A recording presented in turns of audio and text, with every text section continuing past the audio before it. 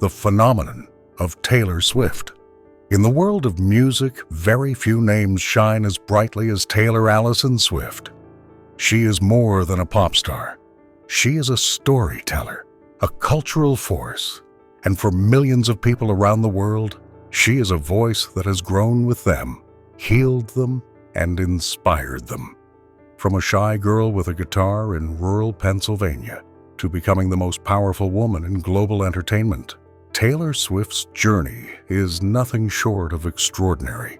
Her story is about resilience, transformation, and the courage to embrace reinvention, no matter the odds. Today we dive into the life of a woman who turned her diary into songs, her pain into poetry, and her struggles into anthems. This is the life story of Taylor Swift, one of the most influential artists in modern history. Taylor Allison Swift was born on December 13, 1989, in Reading, Pennsylvania, to Scott and Andrea Swift. Her father worked as a financial advisor, while her mother managed the household and raised Taylor and her younger brother Austin. From an early age, Taylor stood out. She wasn't the loudest child in the room, but she had a deep fascination with stories. Her grandmother, an opera singer, inspired her love for performance. But Taylor's heart wasn't in opera. It was in storytelling, in creating something of her own. At the age of 10, Taylor began writing poems and short stories. Soon, she discovered country music. Artists like Shania Twain, Faith Hill, and the Dixie Chicks became her idols. The sound of acoustic guitars and heartfelt lyrics resonated with her. When a computer repairman came to fix her family's PC, he showed her a few guitar chords. That small moment would change her life forever. Taylor locked herself in her room for hours, practicing until her fingers hurt. The guitar became her best friend, her secret diary, and her way of expressing emotions she couldn't put into spoken words. By the time she was 11, she had written her first full song, and soon she began dreaming of Nashville, the heart of country music. At just 11 years old, Taylor and her mom traveled to Nashville with a demo CD in hand, visiting record labels and knocking on doors. Each time, she was rejected. People told her she was too young, that she should come back when she was older. But rejection didn't break her. It fueled her. Her parents recognized their daughter's passion and potential. They made a life-changing decision. The Swift family relocated to Hendersonville, Tennessee, just outside Nashville, so Taylor could chase her dream. Taylor soon caught the attention of Scott Borchetta, the founder of a brand new label, Big Machine Records. She signed with them, and at the age of 16, released her self-titled debut album in 2006. The album introduced her as a fresh-faced country teenager with curly blonde hair, cowboy boots, and a knack for writing songs that felt like pages ripped straight from a diary. Tracks like Tim McGraw and Teardrops on My Guitar resonated with young fans across America. Taylor had arrived, but this was only the beginning. In 2008, Taylor released her second album, Fearless, and it changed everything. With hits like Love Story and You Belong With Me, she became a household name. Love Story was a modern Romeo and Juliet tale that connected with millions of teenagers. You Belong With Me became an anthem for every high school misfit who felt overlooked. Fearless won the Grammy Award for Album of the Year, making Taylor the youngest artist in history to ever receive the honor at that time. But fame brought challenges. Suddenly, the girl who was once ignored in Nashville was now one of the most recognizable young women in the world. With the spotlight came scrutiny, criticism, and the beginning of a love-hate relationship with the media. One night in September 2009 would define Taylor Swift forever. At the MTV Video Music Awards, Taylor won the award for Best Female Video for You Belong With Me.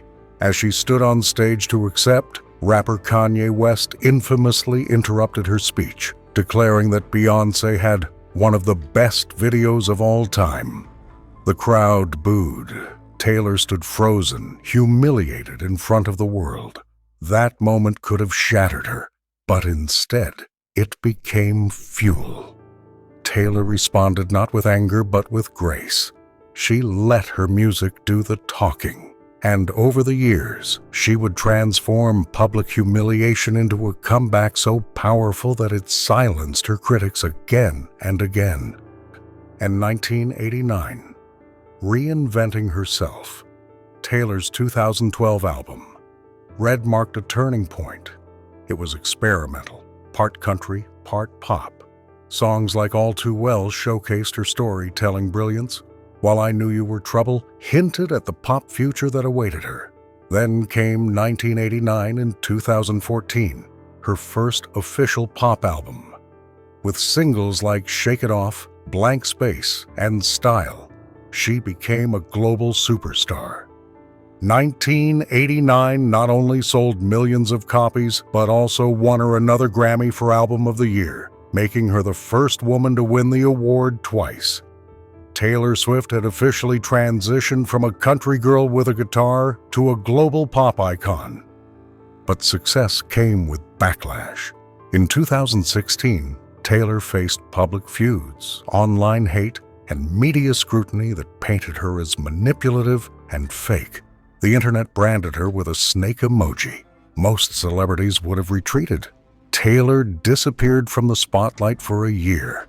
Then, in 2017, she returned with her boldest album yet, Reputation. The opening single, Look What You Made Me Do, announced a new Taylor, one who embraced her darker side. The world was shocked, but the message was clear. Taylor Swift wasn't going to be defined by others. Reputation became one of the biggest tours of all time, proving once again that Taylor was unstoppable.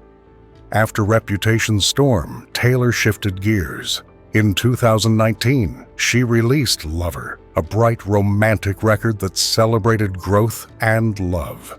Then, during the 2020 pandemic, when the world was isolated and silent, Taylor surprised fans with Folklore and Evermore, two indie folk albums filled with storytelling, melancholy, and beauty. Songs like Cardigan and Exile revealed a new side of her artistry. Folklore went on to win Album of the Year at the Grammys, making Taylor the first woman in history to win the award 3 times. In 2023, Taylor embarked on the Eras Tour, the most ambitious tour in music history.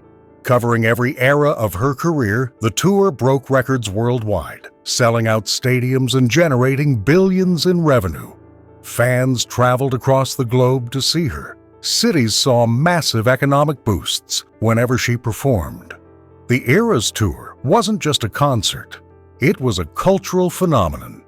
Taylor had become more than a musician. She was an economy, a movement, a symbol of resilience and reinvention. Beyond music, Taylor has used her influence for good. She has donated millions to education, disaster relief, and women's rights organizations. She has stood up for artists' rights, famously fighting for musicians to be paid fairly by streaming platforms. Her fans, the Swifties, are one of the most passionate fandoms in the world. To them, Taylor isn't just a singer.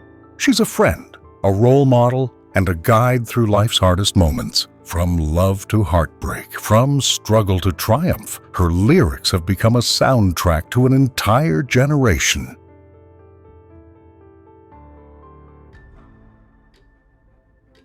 Taylor Swift's story is one of courage, transformation, and the relentless pursuit of authenticity. From the little girl writing songs in her bedroom to becoming the biggest artist on the planet, she has shown the world what it means to rise after every fall, to speak truth through art, and to never stop evolving. Her legacy isn't just in her records, awards, or sold-out stadiums. It's in the millions of hearts she has touched, the young girls who now believe they too can write their own stories, and the generations that will continue to find themselves in her songs.